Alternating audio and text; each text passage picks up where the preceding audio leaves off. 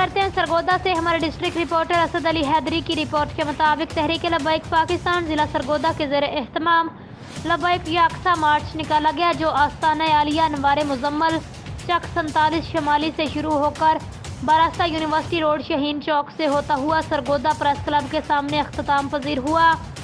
मार्च की क़यादत जिला सरगोदा के अमीर जनाब पीर सैयद सादिक उल अमीन शाह साहब ने की। कसीर तादाद में तहरीक लब्बैक पाकिस्तान के ज़िम्मेदारान और कारकुनान ने शिरकत की। आखिर में मीडिया से गुफ्तगू करते हुए शाह का कहना था कि हम फ़लस्तीन के साथ शाना बिशाना खड़े हैं। मज़ीद देखिए असद अली हैदरी की इस रिपोर्ट। बिस्मिल्लाहिर्रहमानिर्रहीम।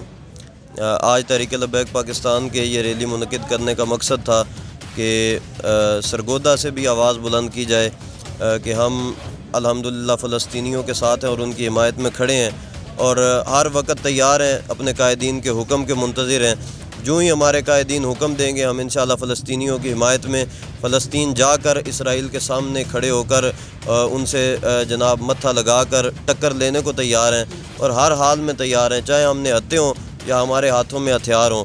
अल्हम्दुलिल्लाह हम बदरी सहाबा के जानशीन हैं।